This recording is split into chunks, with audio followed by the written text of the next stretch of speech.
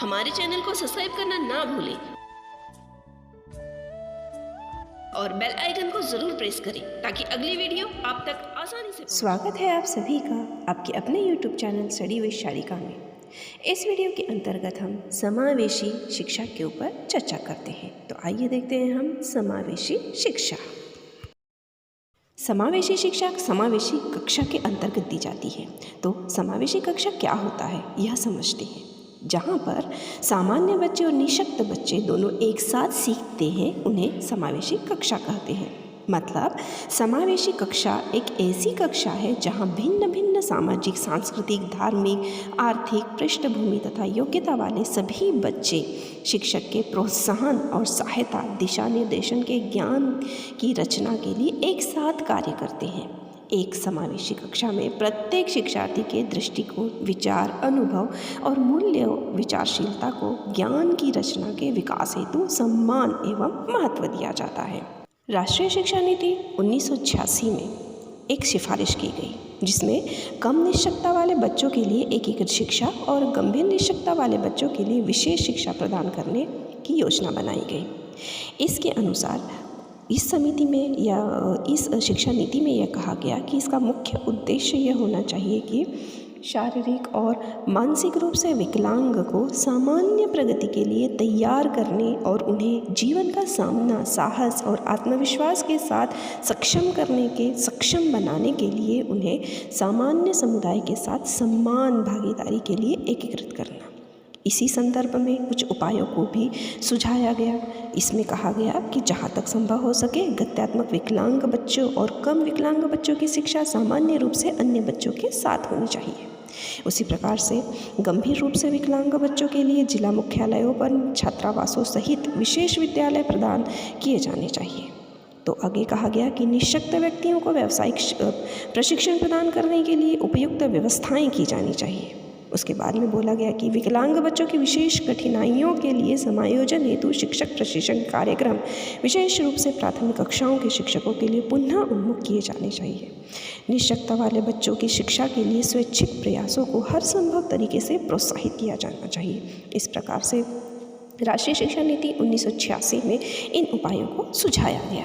Spain में सलामानका सम्मेलन में एकीकृत शिक्षा को समावेशी शिक्षा में बदला गया और वहाँ पर इस बात को भी दोहराया गया कि प्रत्येक विद्यालय में विकलांग बच्चों के समायोजन हेतु विशेष शिक्षक प्रदान करने के बजाय वर्तमान शिक्षक को ही ऐसे बच्चों के समायोजन हेतु नियमित शिक्षकों को विशेष प्रशिक्षण द्वारा सक्षम बनाया जाए। उसी प्रकार से निःशक्तजन अधिकार अधिनियम 2016 ने भी समावेशी शिक्षा का अर्थ बताते हुए कहा कि शिक्षा की ऐसी प्रणाली जहाँ सामान्य और निःशक्तता वाले दोनों विद्यार्थियों एक साथ सीखते हैं और शिक्षण अधिगम प्रणाली विविध निःशक्तताओं वाले विद्यार्थियों की अधिगम आवश्यकताओं की पूर्ति हेतु उपयुक्त रूप से अनुकूलित किया जाता है। अब देखते हैं हम समावेशी शिक्षा की विशेषताएं क्या है, जिसमें सबसे पहले सामान्य बालक सहानुभूतिपूर्ण व्यवहार करना सीख जाता है। उसी प्रकार से समावेशी शिक्षा सुनिश्चित करती है कि बालकों को शिक्षा में प्रथम तत्व माना जाए एवं उसकी क्षमता अनुसार ही शिक्षा प्रदान की जाए। समावेशी शिक्षा के माध्यम से बालकों में जो गुण विकसित होते हैं वे उसे समाज का एक सभ्य नागरिक बना देते हैं। समावेशी शिक्षा के द्वारा बालक समूह में कार्य करने लगते हैं। जातिगत, लैंगिक, वर्ग आधारित भेदभाव, न रखना आदि गुण बच्चों में विकसित हो जाते हैं। विशिष्ट बालकों को सामान्य बच्चों के साथ में शिक्षित किए जाने में वे कुंठाग्रस्त नहीं होते हैं। समावेशी शिक्षा बालक को सामाजिक बनाने के साथ साथ दूसरों के प्रति उसके कर्तव्य का बोध भी कराती है।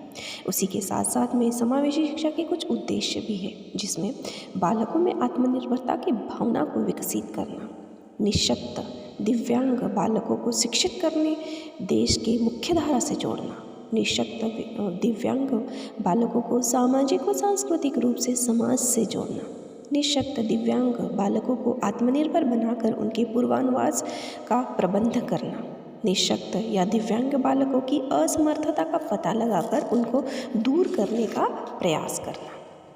उसी प्रकार से शिक्षण में प्रजातांत्रिक मूल्यों के उद्देश्य को प्राप्त करना, सामान्य बालकों को इस बात की प्रेरणा देना कि निःशक्त दिव्यांग बालकों भी इस समाज का ही एक अंग है। प्रत्येक बालक को इस प्रकार की शिक्षा देना कि प्रत्येक बालक एक दूसरे से भिन्न होता है तथा सभी की आवश्यकताएं अलग अलग होती है। प्रत्येक बालक का समान रूप से व्यक्तिगत ध्यान देना ताकि कोई बालक स्वयं को हीन न समझे। इस प्रकार से समावेशी शिक्षा का मुख्य उद्देश्य यही होता है कि सामान्य बालकों के साथ साथ में विशेष योग्यता वाले बालकों को भी रखा जाए, जिसके कारण विशेष योग्यता वाले बालक अपने आप को कम ना माने। उम्मीद करती हूँ आपको मेरी ये वीडियो अच्छी लगी होगी। हमारे चैनल को सब्सक्राइब करना ना भूलें और बेल आइकन को ज़रूर प्रेस करें ताकि अगली वीडियो आप तक आसानी से पहुँचे। धन्यवाद।